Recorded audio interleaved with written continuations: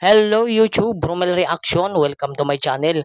At may panibago na naman tayo ngayong i-react na nakakatakot na video. Ito po ay kay Ghost Bombs Top 5. Yan po yung pangalan ng YouTube channel niya. Ghost Bombs Top 5. At syempre kung bago ka pa lang sa aking channel ay huwag mag-subscribe ka na rin at palike na rin ng ating video. Ayan. At huwag na natin itong patagalin. Syempre tirahin na natin to bago pa tirahin ng iba. Let's play. Videong inyong matutunghayan ay para lamang sa mga taong matatagang loob. Okay. Dahil maaari itong magdulot ng disturbance sa inyong mahimbing na Pagtulog. pagtulog. Oh. Pucha, white lady yun ah.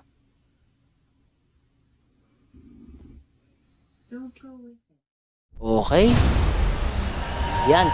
Ghost Bumps Top 5. Yan. Top 8 Ghosts Caught on Tape. Sa nagtatanong, papaalam ko lang po mga idol, ang oras po natin ngayon ay 12:32 AM na po ng magmadaling araw kasi kalalabas ko lang po sa San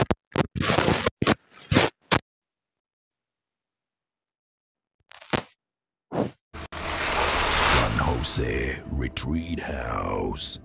San Jose. Si Maggie the Creepy, isa sa mga nakikilalang babaeng ghost hunter ngayon dahil na din sa impluwensya ng kanyang idolo na si Donsky Ghost TV. Okay. Ay nagsimula na din sa Yan, ghost pawis na din ako.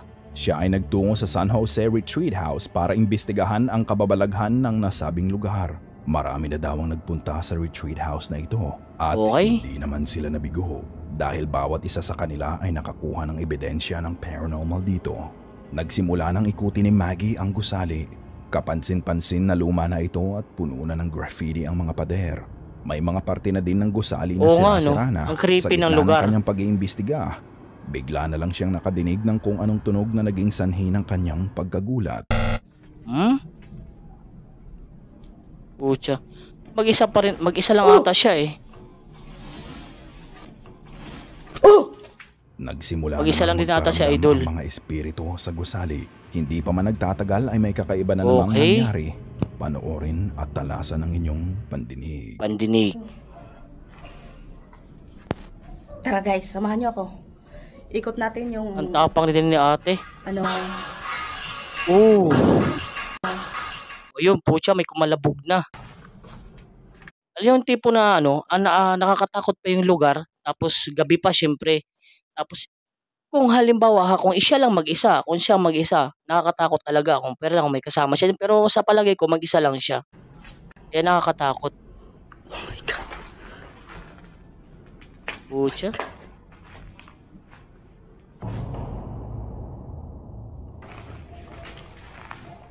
Andito na ako, nagbablog lang ako ha. Okay. Nagbablog lang si ate. Nagbablog lang ako. Huwag kayo magpapakita. Maririnig na tila may pagbagsak ng gamit sa loob ng sinasabing retreat house. Okay. Ngunit nang puntahan ni Maggie ang pinanggagalingan. Ang creepy din ngayon kasi 12:34 na ng madaling araw. Hindi Kalabas ko lang kasi nagkamali sa trabaho, hindi pa ako inantok sa gusali.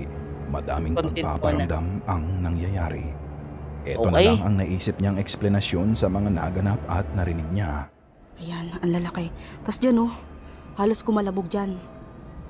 Malalaking puno pati yung likod. Di ko alam kung ano yun na nakakatakot. Sanga ng puno na halos parang may dumapo na napakalaking ibon. Okay, baka ibon talaga kasi mapuno eh. Ngunit hindi lang pala ito ang kaganapan sa loob ng gusali. Sa kanyang pag-iikot, meron pang mangyayari. Uy, may nag-snack pa dito ng Jollibee. Parang may galing dito na tambay. May... Sa tingin yung mga idol, siya lang ba talaga nag-iisa nag-explore dyan? Siyempre, babae siya na nakakatakot din.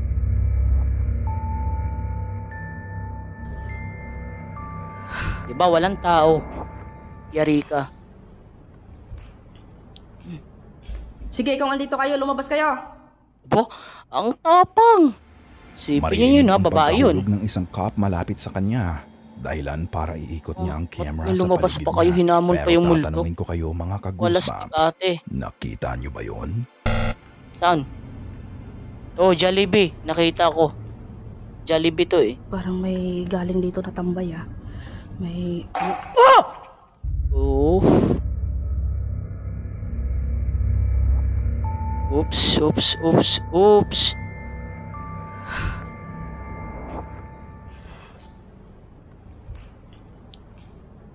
Sige, kung andito kayo, lumabas kayo. Pucha, hinahamon pa talaga eh.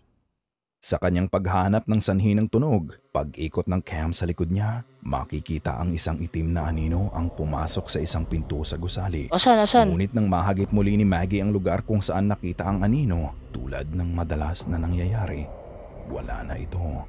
Ito ba ang kaluluwang naninirahan sa retreat house? Kayo na ang bahalang humusga. Wala akong nakita. Siyempre gabi yan eh. May mga anino-anino dyan na kung ano-ano. Hindi naman din klaro na tao. Lady in white. Isang video naman ang ipinadala sa atin ng ating ka-goosebumps na si Jo Marie Manaog Lumbre. At ayon sa kanya, ang makikita nating video ay pinadala sa kanya ng kaklase niya. Sa kung anong dahilan ay hindi pa natin alam.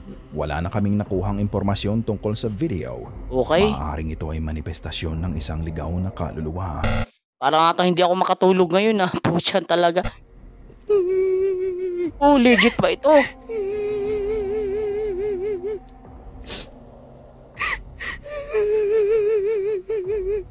Pucha. Siyempre, sa ano ko talaga, daramdam na ramdam yun nagbibideo na takot at umiiyak. Yan yun naman mga idol. Oh! Madidinig na ang kumukuha ng video ay umiiyak. Maaari kayang kilala niya ang babaeng nakaputi na nagpapakita sa kanya. At ano kaya ang kinalaman niya sa babaeng ito? Pupwede kaya na ang white lady na ito ay nagpapakita sa kanya para manghingi ng tulong o manakit sa kanya? Oh, okay, ganyan talaga. Niya ito ay bigla na lamang itong naglaho. Kung may alam kayo tungkol sa video na ito, ay nako, daling araw na ang mga sumunod na nangyari sa babaeng umiiyak. Kayo mga ka-goosebumps, ano ang masasabi niyo? Talaga. Yung pagkawala niya talaga, walang edit yun, yung pagkawala niya. Sa totoo lang. Si Kuya at ang bahay na opisina. Marami sa ating mga Pilipino ang nagtatrabaho sa gabi. Sa opisina, yung mga call center sa natin dyan. Iba pang mga trabaho.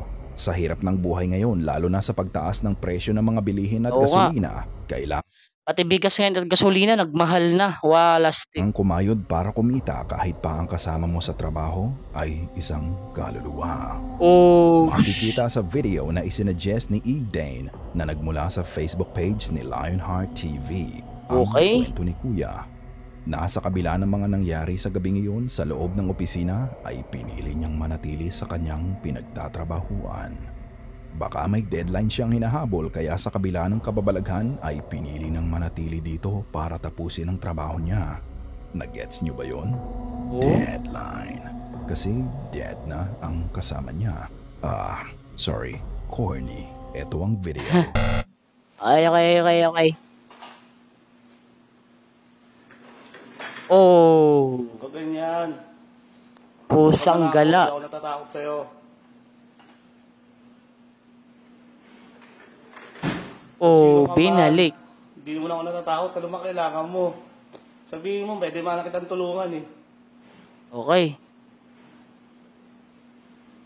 Patagal lang kita pinagmamasdan. Oh? Kuya, ate, huwag ka naman ganyan. Alam ko ako lang mag-isa dito. Ito yung pinakamatakot sa lahat eh. Yung mag-isa ka lang sa trabaho mo. Tapos ganyan pa yung maano, di ba? Siyempre nakakatakot. Kung ano, legit ba ito mga idol o ano sa tingin nyo? Takutin. Pwede naman kita tulungan eh.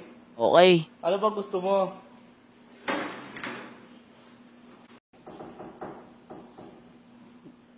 Ate, lumabas ka na ate. Binalik yung upuan. Kayo ate, di naman lang ganyan ate. Ate, ibig sabihin alam niya ang babae. Gayet kayo. Ate, kayo magalit. Okay, tulungan mo na. Sino ka man, babae o lalaki, di ako natatakot sa'yo. Oh, babae lalaki, okay. Huwag kang ganyan. Huwag kang ganyan, nagtatrabaho yung taong marangal. Kung anong gusto mo. Alas. Huwag mo takutin. Huwag siyang takutin. Takot. Alam ko, nakabidyo ka sa akin, no? Nakabidyo ka, yari ka, nakulang ka, naghihila-hila ka ng upuan. Kaya kitang tulungan. Tulong mga idol, ako'y tinatakot talaga kasi madaling araw na eh. Matutulog pa ako. Okay? Please lang. Okay, please lang naman. Huwag ka nang Tutulungan kita, sabihin mo lang. Huwag ka naman manakot. Okay, wala, hindi ka naman inaano. Please lang. Hindi maitatanggi ang kababalaghan sa loob ng opisina na ito, kung saan mismo maraming kaganapan ang nangyayari. Okay. Si Kuya Roger, ang lalaki sa video, ay makikitaan ng katapangan dahil paulit-ulit niyang sinasabi na hindi siya natatakot sa mga nangyayari. Okay. Kahit halata naman ang panginginig ng camera habang kinukuhaan niya ito. Bagkus ay nagbigay pa ito ng tulong sa mapaggambalang espiritu. Siyempre kung sa akin nangyari to, tatakbo na ako. Bahala na matanggal sa trabaho. Makikita Diba, ang mga idol? paulit-ulit na paggalaw ng upuan sa tabi niya. Sa mga takot dyan, Ang nakagaya ko. paghambalos ng pinto malapit sa desk. At ang mga pagkalabog na hindi nakikita sa video kung ano ang dahilan. Di ba? Kung ikaw si Kuya Roger, mananatili ka din bang kalmado sa mga oras na iyon? O mas mabilis pa sa alas 4 ang pagtakbo mo? Takbo mo. Kayo na. Mabangga na ang bahalang pwedeng husga. mabangga. The Fast Running Child. Oh. Nakuha ng isang CCTV malapit sa isang paaralan sa Amerika ang inyong susunod na mapapanood. The Ghost of Bellflower Elementary School. Ang paaralang ito ay matatagpuan sa Lake County sa Mentor, Ohio. Usap-usapan Lahat ng napapanood ko, mapaaralan, mapa-hospital, kahit sa mga bahay, pati sa simbahan mga idol, talagang pinapasok talaga siya ng mga ganun, ng mga multo o masasamang espiritu. Ba't kaya ganun? Ano? sa paaralang ito nagpapakita ang ito isang sa kaluluwa paaralan ng nito. bata na laging tumatakbo sa pagsapit ng gabi. May mga Gabi concerned pa? citizens na nagtatanong sa mga kapulisan kung may nag-file daw ba ng missing child sa lugar nila. Maaari daw kasing ang batang ito ay nawawala lang. Ngunit nang i-check ng mga pulis ang missing person cases nila, walang bata ang kasama dito. Surveillance cameras have been catching what looks You like know, a yung white bilis na, figure running around at night. You can see it from a couple of different angles in these videos. Now, Mentor Police even responded to a call from someone saying they thought Hindi pang karaniwang bata yun kasi sobrang bilis. Kung gano'n lang siya kaliit, kung gano'n lang, kasi maliit talaga. Kung gano'n lang talaga yung pang-edad niya, malabo. Hindi yan normal na bata. they saw something strange, and when the officer showed up, he said he thought he saw a child running, but it looked like they were Diba? standing up two Tumakbo. Makikita ang manifestasyon ng isang bata na puting-puti ang makikitang nabuo sa gitnang bahagi ng Sobrang video. bilis pati. Diba? At mabilis itong tumakbo pa kanan, ngunit bigla Wala namang ganyan na bata lang tumakbo ng gabi pa. Siyempre, mabilis sa gabi. Walang ganyan na bata. ading naglaho. Mapapansin na Sa akin, transparent legit ang yan, phone legit. nito. Maaaninag na ito ay CCTV batang pa ang babae dahil ano? sa kanyang suot na damit. Naging headline ang video na ito sa maraming news show sa Amerika dahil Okay. hindi din ito maipaliwanag ng mga eksperto. May kirot sa puso ang nakuha ng video na to dahil isang kaluluwa ng batang babae ang involved. May malagim na trahedya ba ang nangyari sa bata? Pwede bang siya Okay. ay nawala at nalayo sa kanyang pamilya nung nabubuhay pa siya? At patuloy ito sa pagtakbo para hanaping muli ang kanyang ina. Kung ano't naman, ang dasal namin ay matahimik na ang kanyang kaluluwa. Okay. My house is haunted. My house is haunted. Isang lalaki ang nagising sa kanyang Kung ikaw nasa screen ngayon, mag-subscribe ka na at palike. pagkakatulog dahil sa ingay sa loob ng kanyang bahay. Ayon kay Okay. Marvin Caguas na may iilang video lamang sa kanyang YouTube channel, maraming kababalaghan ang mga nangyayari sa kanyang bahay, ngunit iilan lamang dito ang kanyang naidodokumentaryo. Okay, ito Tulad yung ng nakakatakot. video na ito na Sa mapapanood tahanan ninyo. mismo. Shit ain't funny anymore, man. Nagigising na nga ni Kuya. Ayun, nag-ilaw-ilaw. Ang ingay na kanyang nadinig ay nanggagaling sa baba ng kanyang bahay. Noong una ay medyo naghe-hesitate pa siyang tingnan ito. Noong una na inaakala niyang prank lamang ay katatakutan pala ang dahilan. Wala Makikita stick. ang laruan ng kanyang pamangkin na bigla na lamang tumutunog mag-isa. Walang dahilan para mag-activate ito ng pusa. Kasi may Tulad switch ng yan, may ibang switch laruang yan. pambata, ang music toy na ito Yung ay mga may ganyan na button mga laruan, may kailangang switch yan. Yung may mga pindutin ilaw-ilaw, para tapos may ma-activate. mga tugtog. Alvin. Oops. Oops.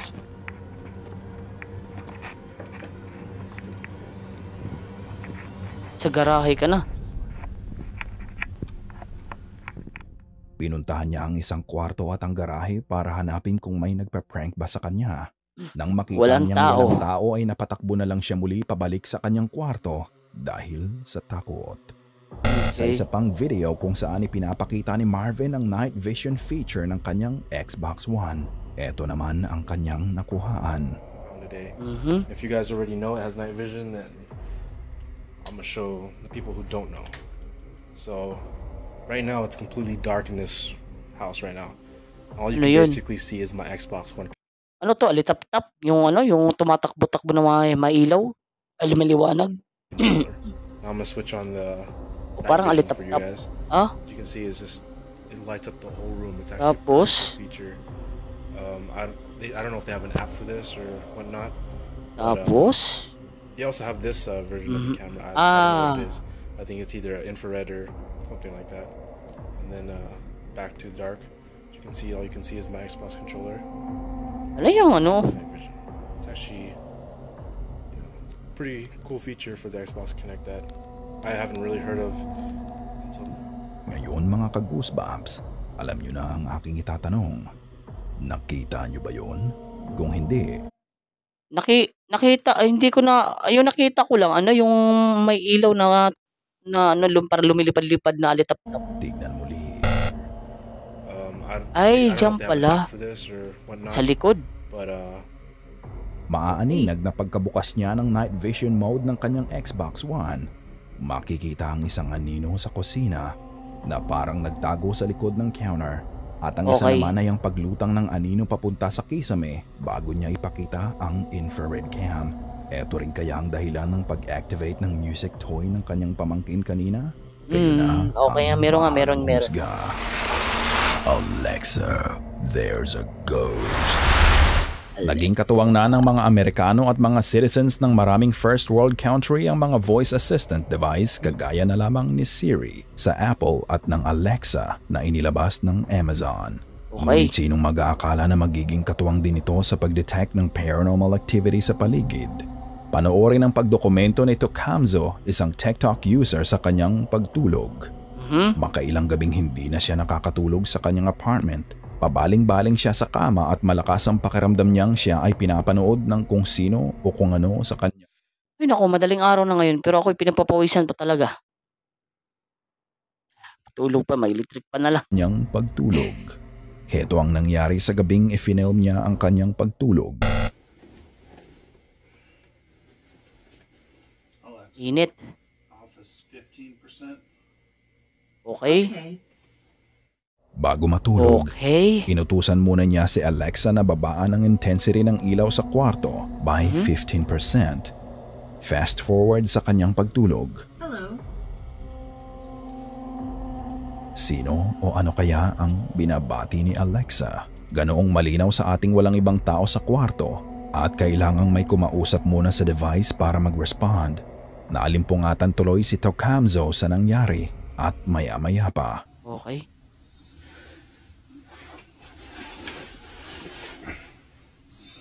Uy. Kakaibang mga tunog at kaluskos ang narinig natin at maya-maya pa. Okay. Maya-maya pa. Isang Nasusunod. boses ang maririnig. Pakinggang maigi ang sinasabi ng boses. Okay. Come with me. Come with me. Mukhang pinasasama siya sa kung saan. Pero Mas ano naalimpungatan at di na mapakali si Tok. Hindi gaanong malinaw yung boses niya gawat ano. Pero naka-headset na ako eh. Pero hindi gaanong malinaw. Kamzo, pero pinipilit niyang bumalik sa pagtulog. Si Antok. Maya-maya.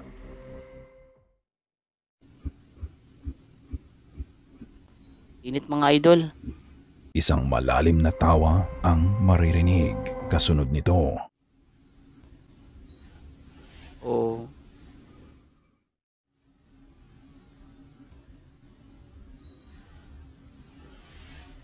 Ano? Asan?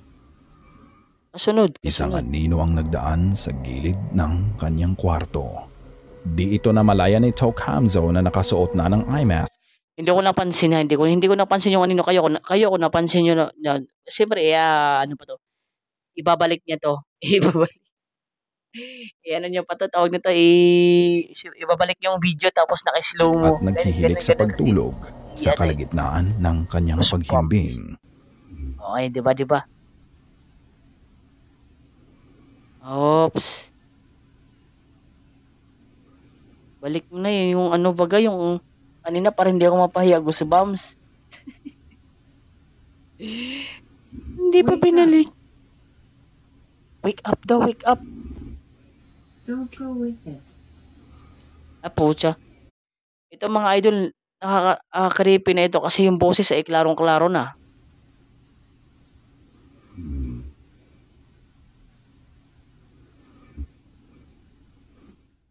Isang utos mula kay Alexa ang kanyang natanggap. Wake up daw. Ngunit bakit? Mapapansing naging putol-putol ang hilik ni Tok Hamzo bago siya tuluyang naalimpungatan. Maaaring ang panggigising sa kanya ni Alexa ay para pigilan siyang sumama sa kung anumang entity ang nanggugulo sa kanya. Ganoong come with me. Ang sabi ng boses. Tila ba isang espiritu ang nais kumuha kay Tok Hamzo sa kanyang pagtulog. Mabuti na lamang at nariyan ang Alexa para gisingin siya. Okay. New TV. Who's that? Ibinahagi ni Rachel H sa TikTok ang kakaiba niyang karanasan nang siya ay bumili at nag-setup ng bagong TV. Pagka-setup ng bagong TV, may hindi siya inaasahang mangyari. Panoorin at pakinggan natin ang kanyang salaysay. So I was just recording this video because I just put my TV up, and in the reflection of the TV, I noticed that there was a figure standing over me. Ano yun? And I slowed the video down because at the end of the video, I noticed it literally moves right there. Ano yun? Paano na lang ka-goosebumps kung sa'yo mangyari ito? Ang dapat sanang i-flex mo sa iyong Instagram stories ay bigla na lang naging isang horror story. Hindi napigilang magbiro ng mga TikTok users sa comment section. Sabi ng isa, malamang ay ex lang ni Rachel ang figure na nakita niya sa TV. Ang ilan naman ay pasimpleng nagda-move sa kanya at sinasabing dadalawin na lang nila si Rachel at sasamahan ng di na matakot. Ngunit sa totoo lang, mas creepy pa ang mga lalaking yun kaysa sa mismong multo. Meron din namang di mapigilang maging skeptical sa video na inilabas ng dalaga. Dahil hindi na ipakita ni Rachel ang mismong bahagi ng kurtina, kaya hindi na check ng mga tao kung parang may itim na tao nakatayo na nire-reflect lang ng TV. Okay. Gayunman, kakaiba pa rin ang tangkad at forma ng figura. Iisipin sa una na parang tao siya na nakatayo tapos itim, parang naka-jacket. Kung sa tingin ko? Isa itong mannequin o estatwa hanggang sa gumalaw nga ito. Ano ang sa tingin mo ka-goosebumps? Kayo na ang humusga. The Headless Husband. Ibinahagi ng Facebook page na The Feeling Vlogger Adventure ang video na inyong mapapanood. Ang sabi niya ay nadaan lang siya sa isang now deleted video na ito sa TikTok. Heto at panoorin ninyo. Okay.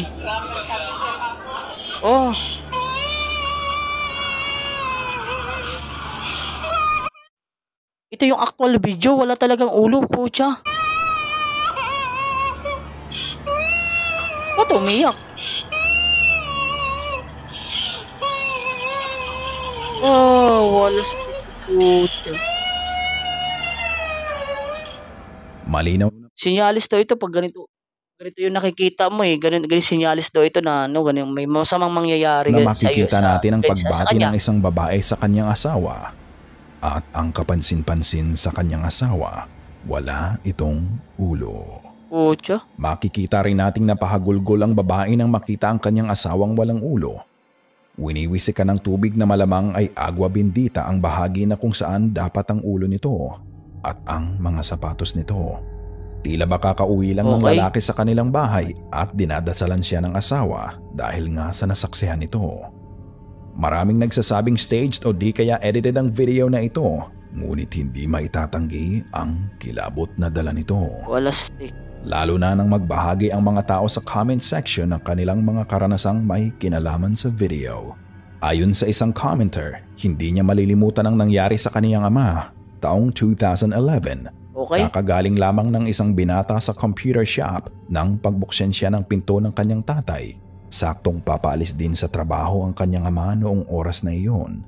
At nasaksihan niya walang ulo ang ama niya. Okay. Tila ba namamalikmata lang siya kaya ipinagwalang bahala ito. Ngunit nang gabing iyon din, nasangkot sa isang marahas na aksidente sa kalsada ang ama niya. Okay, di ba? Dahil isang ang premonition ng ganitong phenomena, kapag nakitang walang ulo ang isang tao, tanda ito ng nalalapit niyang kamatayan. Yun. Ikaw Sabi kay nila. Goosebumps, naniniwala ka ba?